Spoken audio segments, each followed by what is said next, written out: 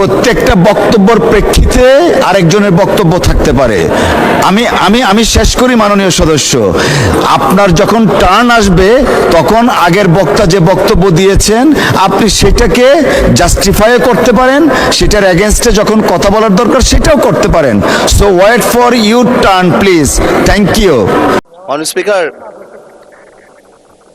ব্যাপারটা তো অনেক কমপ্লেক্স, একটা ইউনিক সিচুয়েশন।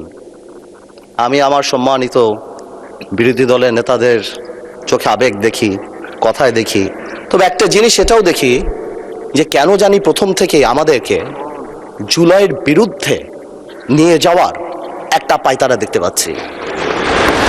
ঠিক যেমন, ঠিক আমাকে কথা বলতে দেন। If you understand the decorum, please. আমি কেন was quiet when I was এটা হবে না কিন্তু।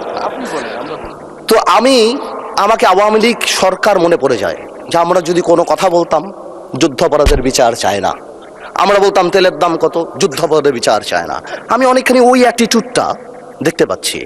সবচেয়ে বড় কথা, we have no problem with জুলাই সনদ। আমাদের প্রবলেম প্রক্রিয়া নিয়ে। আপনারা কোন প্রক্রিয়ায় করতে চাচ্ছেন, এবং আমরা আমাদের ডিসেন্ট, নোট অফ ডিসেন্ট আগে থেকেই দেওয়া। আমাদের প্রক্রিয়া ছিল, আপনারা দেখেন, উইথ ডিউ রেসপেক্ট, একদম রেসপেক্টের সাথেই বলি, আপনারা সেই সময় রেভলিউশনারি গভর্নমেন্ট করেন নাই কেন? নর্মাল গভর্নমেন্টে গেলেন কেন? ট্রানজিশনাল রেভলিউশনারি গভর্নমেন্ট করতেন। লেটস রিরাইট দ্য কনস্টিটিউশন, ছিঁড়ে ফেলে দিতেন কনস্টিটিউশনকে, নতুন করে সংবিধান বানাতেন। পুরনো কনস্টিটিউশনে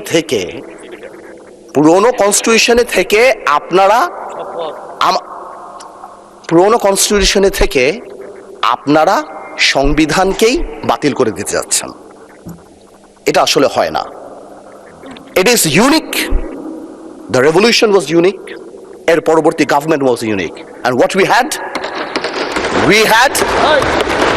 we had a quasi constitutional government. Doctrine of necessity তে আমরা কখনো কনস্টিটিউশনকে সম্মান দিয়েছি। ডক্ট্রিন অফ নেসেসিটিতে সংস্কারকে মাথায় রেখে অফ কোর্স রিয়েলাইজ, যেটা তো আজকে থেকে রিয়েলাইজেশন না, ৭২ থেকে রিয়েলাইজেশন, আইয়ুব খানের অত্যাচার থেকে, যে আমাদের constitutional framework is set in such a way যে কোনো মুহূর্তেই আমাদের প্রিমিয়ার একজন স্বৈরাচার হয়ে যেতে পারে।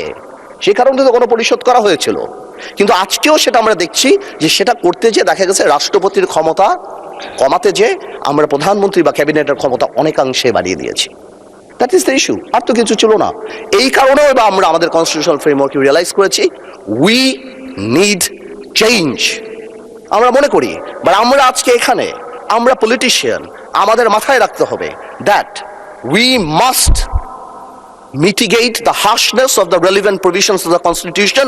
At the same time, we must uphold the spirit of July. এই ব্যালেন্স আমাদেরকে করতে হবে। কিন্তু আপনারা তো আমাদেরকে লগর সেটে পাঠিয়ে দিচ্ছেন।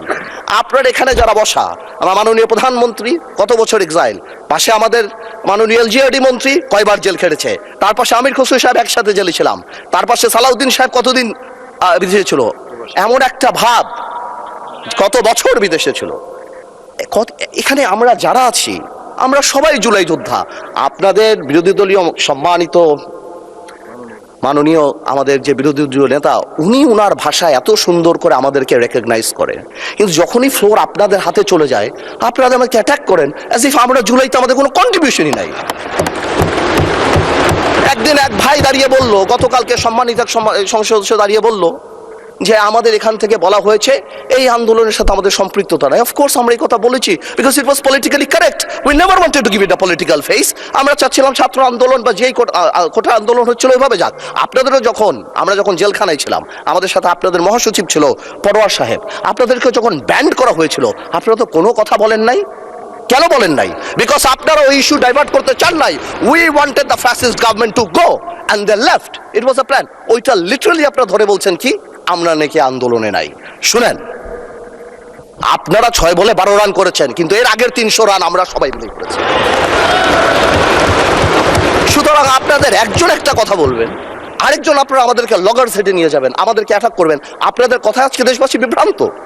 যে আমরা নাকি জুলাই সনদ বাস্তবায়ন করতে চাই না?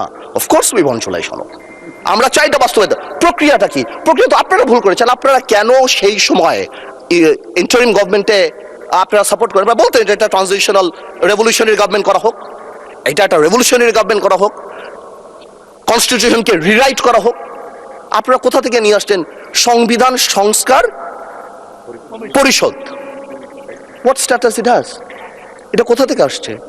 আপনারা আমাদের সচরাচর আমরা যেভাবে সংবিধান পরিবর্তন করি আমরা সেখানে থাকতে চেয়েছি, আমরা সেভাবে করব। আপনারা বসেন, আমাদের নোট অফ ডিসেন্ট আছে, let's talk, let's sit down. জনগণ যদি 70% ভোট অবশ্যই গণভোটে দিয়েছে, জনগণ কিন্তু সংবিধান পরিবর্তন করার জন্য 51% ভোট আমাদেরও দিয়েছে। তো সেটাও তো গণভোট, অফকোর্স গণভোট। এই যে আপনারা অনেকে বলেন অবৈধ, আমি অবৈধ বলতে চাই না, ইটস টু হার্শ, রিগরাস, বাট এটা সত্যি। এটা cannot be traced back in the constitution, so it is a mere unconstitutional thing.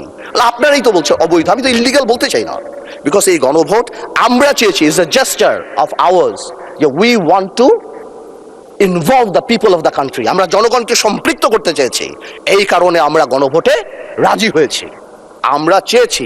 এখন গণভোটে আপনাকে একটা কথা বলি, আসলে বলা উচিত না, ইন্টারিম গভর্নমেন্ট তো আমাদেরই ছিল, কিন্তু কিছু টেকনিক্যাল লেকুনা, কিছু পলিটিক্যাল ব্লাফ তো আমরা পেয়েছি। যেমন আপনারা গণভোটে ব্যালটে 4টা কথা বলেছেন। আচ্ছা চিন্তা করেন তো ভাই, একটা ভোটারের কাছে যদি আমি জিজ্ঞেস করি যে আমি একটাতে ভোট দিতে চাই না, I do not agree with one of the provision, আমি কি করব? হ্যাঁতে ভোট দিব না নাতে ভোট দিব? জবাব নাই। আপনি আমাকে বাধ্য করেছেন, আপনারা জনগণকে বাধ্য করেছেন। তাহলে আপনি এখানেই প্রথম থেকে বলে দিচ্ছেন, সংসদ নিম্নলিখিত প্রস্তাব সমূহের প্রতি আপনার সম্মতি জ্ঞাপন করিতেছেন না। তার মানে এই আদেশ, যেটাকে বারবার ইলিগাল বলা হয়, আমার ভাই আইনও দিল, ওই আইনের ব্যাপারে আমি আসতেছি। তো এই আদেশে এতগুলি আদেশ, এর মধ্যে থেকে মাত্র মাননীয় স্পিকার 4টা নিয়ে আপনি গণভোট করলেন, মানে বাকি আদেশের তো দাম নাই, এটা আপনি বলে দিলেন। ইউ অনলি ডিড কনসেন্ট, মাত্র এই 4টে আপনি জনগণের রায় ছিলেন, আর আপনার যে বাকি প্রভিশনগুলি আছে সেগুলি রায় কোথায়? সেগুলি আপনি চান নাই। তার মানে you yourself undermine the provision of the আদেশ of the order। তাহলে আপনি সবই আনতেন, আপনি লাস্টে এই গণভোটের লাস্টে আপনি লিখে দিতেন যে আমরা জুলাই সনদ যেভাবে এমবেডেড করব, যেভাবে আমরা অন্তর্ভুক্ত করব। Excuse me, you can do this brother. Okay, thank you মাননীয় সংসদ সদস্য, থ্যাংক ইউ। আপনি, thank you for disturbing brother, you successfully destroyed my flow. Anyways, আপনি এই 4টা যে লিখে দিলেন, মাননীয় সদস্য আপনি স্পিকারকে অ্যাড্রেস করে বলেন, আই এম সো সরি, ওদেরকে অ্যাড্রেস করবেন না। আসলে একটু আবেগ বিবেক দুইটার মিশ্রণ হয়ে যায়, তো এটা ঝামেলা হয়ে যায় আর কি। স্বাভাবিক, এই আবেগ যদি আমাদের মাননীয় স্বরাষ্ট্রমন্ত্রী শুধু আর একমাত্র বলেছে যে আবেগের জায়গা না, এতেই একদম ধ্বংস করে দিয়েছে বাংলাদেশের সোশ্যাল মিডিয়া যা আছে। তো আমি তো একটু আবেগ দেখাতেই পারবো মাননীয় স্পিকার। তো এনিওয়েজ, আমি coming back to the point, 4টা প্রভিশন যে দেয়া আছে গণভোটে মাননীয় speaker, if you carefully go through peruse it, এখানে আরেকটা দিয়ে দিলেই পারতো যে এই সকল পরিবর্তন, জুলাই সনদের সকল পরিবর্তন আনা হবে এই সংবিধান সংস্কার কি বলে পরিষদ গঠনের মাধ্যমে, তাহলেই তো পারপোস হতো। তো সেটা আপনি করেন নাই। যখনই আপনি এইটা ভোটে ফেলেন নাই, তার মানে there is option then I can overlook it and uphold the constitution of the country. এই রেভলিউশনকে আমরা শ্রদ্ধা করি, 17 বছর আমরা কষ্ট করেছি, এখানে আমার ভাইয়েরা অনেক বেশি কষ্ট করেছে, আমরা জেলে গিয়েছি, আন্দোলনে ছিলাম, 20 দলে ছিলাম, 4 দলে ছিলাম, অনেক আগে থেকে। আমরা চাই না, কিন্তু এই যে একটা প্রক্রিয়া, সংবিধানকে ছুঁড়ে ফেলে দাও, সংবিধানকে ছুঁড়ে ফেলে দাও, সংবিধানকে ছুঁড়ে ফেলবো কেন? সংবিধানকে মনে করায় দেয় যেটা 71-এর পরাজয়ের দলিল। আমি সংবিধান কেন ছুঁড়ে ফেলে দেবো? এই সংবিধান দিলে গাত্রদাহ কেন হবে? এত গায়ে লাগবে কেন? If I don't like it, there are relevant provisions within the constitution যে আমি পরিবর্তন করতে পারি। আমার দরকার কি যে আমি এটাকে ছুঁড়ে ফেলে দেব? মাননীয় স্পিকার আজান দিচ্ছে, should I come back? মাননীয় সদস্য আপনি শেষ করেন, তারপর বিরতি দেব। আমি শেষ করি। তো আমি সেটাই বলছি, আমি আরো অনেক টেকনিক্যালিটিতে যেতে পারতাম, আইনে যেতে পারতাম। আই এম শিওর আমাদের সম্মানিত সদস্য আইনমন্ত্রী সাহেব আছেন, উনি কথা বলবেন। আমি শুধু একটা জেনারেল কথা বলি, ইউনিটি ইজ দ্য কি। এবং আগেও যেটা বলছি, এখনো সেটা বলি, দ্যাট সংবিধানের উপরেও আমাদের রেসপেক্ট থাকতে হবে। At the same time, we must find out a way so that we can uplift the spirit of July. এবং এই কাজ আমাদের, to see between the lines, to draw between the lines, to balance between the lines. আমরা politician, এটা আমরা করব, কিন্তু কোনোভাবেও আমাদেরকে লগর সেটে ফেলে জুলাইয়ের বিরুদ্ধে অবস্থান যদি নিতে যান, তাহলে আপনারা কোনোদিন সাকসেসফুল হবেন না। আপনারা যদি এই জুলাইয়ের উপর মাথায় কাঁঠাল লেগে, আর এনসিপি যে আমাদের দল, আমাদের হিরোরা যারা যুদ্ধ করেছেন, যারা এখানে আছেন, তাদেরকে বলে দিই, আপনারা জেনজিকে রিপ্রেজেন্ট করেন, জামাত জেনারেশন হয়ে যান না। Look at the eyes of the people. আপনারা স্পিকার, না না, নতুন স্পিকার, মাননীয় সদস্য আপনি বলতে থাকেন, আমি বলতে স্পিকারকে অ্যাড্রেস করেন, স্পিকারের দিকে তাকান। আমি আমার এনসিপির ভাইদের বলতে চাই যে আপনারা পজিটিভ পলিটিক্স নিয়ে আসবেন। আর এক ভাই বলেছিল, বিরোধী দলের সদস্যরা বক্তা যখন বক্তৃতা দেয় তাকে ডিস্ট্রাক্ট করার চেষ্টা করবেন না, কোনো কমেন্ট করবেন না। Please listen to him, you will get your turn. হ্যাঁ, there's a possibility। আমাদের এক ভাই বলেছিল ফ্যামিলি কার্ড, খাল খনন, তো কি পুরো দেশ স্ট্যান্ড স্টিল হয়ে যাবে? হ্যাঁ, পুরো দেশ স্ট্যান্ড স্টিল, সারাদিন আমরা এটা করব, এই আমাদের কাজ। This is absurd. আমরা অবশ্যই এটাকে করব, আমরা অবশ্যই এটাকে রেসপেক্ট করব। এর কারণ আমরা এখানে, এই আন্দোলনের কারণে আমরা এখানে, হয়তো আমরা জেলে থাকতাম, but the country must move on. সুতরাং আমি যেটা বলবো, যে আমরা সবাই মিলে আমরা বসি, আমরা আলাপ করি, কিন্তু আমাদের কোনো সদস্যর বক্তব্যে যাতে জুলাইকে আন্ডারমাইন না করা হয়। কারণ মনে রাখতে হবে, যেই দিন আবু সাইদ শহীদ হয়েছিল, সেদিন চিটাগংয়ে ওয়াসিম আকরামও কিন্তু শহীদ হয়েছিল। কন্ট্রিবিউশন কিন্তু কারো কম না, আমাদের সবারই। কেউ হয়তো 2 গুলিতে মারা গিয়েছে, কেউ 1 গুলিতে মারা গিয়েছে, মারা গিয়েছে কিন্তু অনেকেই। আমি তাই বলছি বারবার, আমরা ন্যাশনাল ইউনিটি ডাকি, আমরা কথা বলি, কিন্তু আপনারা দয়া করে আমাদেরকে অ্যাটাকিং এ যাবেন না। আমাদের জেস্টার প্রথম থেকে দেখেন, মাননীয় প্রধানমন্ত্রী নির্বাচনের পর থেকে জেস্টার দেখেন, আপনাদের বাড়ি গিয়েছে, বড় বড় নেতাদের বাড়ি গিয়েছে, এই জেস্টারকে পজিটিভ হতে নেন। আর আপনারা তো ম্যানুভার করতে পারেন, প্রবলেম কি? আপনারা সারা জীবন ভারতের বিরুদ্ধে রাজনীতি করে ভারতের সাথে গোপনে মিটিং করছেন, ওটাও তো ম্যানুভার। আপনারা তো ম্যানুভার, এমন তো না আপনারা, no this is a good quality brother, don't be upset. আপনারা তো মিটিং করেছেন, this is a good quality. আর আপনারা সারা জীবন ইসলামের নামে রাজনীতি করে লাস্টে এসে বলছেন আমরা শরিয়া আইন চাই না। আপনারা তো ভোটের জন্য ইউ হ্যাভ ডান ইট। আজকে প্রবলেম কি? তা আমার কথা বলে একটু ম্যানুভার করেন, সংবিধানটাকেও আমরা রেসপেক্ট করি, জুলাই সনদকেও আমরা রেসপেক্ট করি। ইনশাল্লাহ, since we have good spirit, we have good intention, আমরা পজিটিভ ভালো কিছু নিয়ে আসব। এবং আমি আপনাকে বলে দিচ্ছি, যদি জুলাই সনদের বিরুদ্ধে আমরা স্ট্যান্ড করি, এরা স্ট্যান্ড, আমাদের ঐক্য স্ট্যান্ড করে, আমি আন্দালিব রহমান পার্থ তার বিরুদ্ধে দাঁড়িয়ে কথা বলবো ইনশাআল্লাহ। But you don't dictate us the প্রক্রিয়া, the system, how we do it. যেভাবে হবে সেভাবে আমরা করব, সংবিধানকেও রাখবো, জুলাইকেও সম্মান করব। আপনাদের সবাইকে ধন্যবাদ।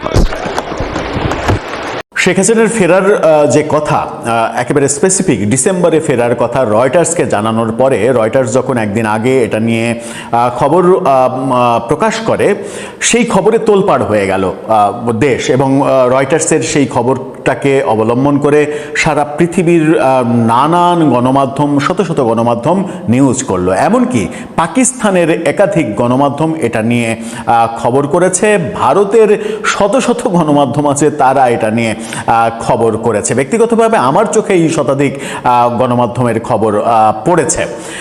2 দিন যেতে না যেতেই রয়টার্স আবারও শেখ হাসিনার বিষয় নিয়ে আবারও রিপোর্ট করেছে। এবার শেখ হাসিনার এই বিষয়টিকে তারা কানেক্ট করেছে বর্তমান সরকার বিএনপির সঙ্গে। বিএনপির এক মন্ত্রীর বক্তব্যকে গুরুত্ব দিয়ে, প্রাধান্য দিয়ে রয়টার্স আবারও শেখ হাসিনার এই প্রসঙ্গে গুরুত্ব সহকারে নিউজ প্রকাশ করেছে গতরাতে, এবং এই নিউজ প্রকাশ বলে দেয় যে রয়টার্স ব্যাপারটাকে খুবই গুরুত্ব সহকারে দেখছে। যদিও রয়টার্স যখন এই খবর করছে তখন বাংলাদেশের একজন বুদ্ধিজীবী জ্ঞানী ব্যারিস্টার রয়েছেন যার মাথার একটি চুলও নেই, যিনি 16 ডিসেম্বর বিজয় দিবস মানেন না, তিনি একটি গণমাধ্যমের সঙ্গে সাক্ষাৎকারে বলেছেন যে রয়টার্স হচ্ছে শেখ হাসিনার ভাড়াটিয়া কোম্পানি।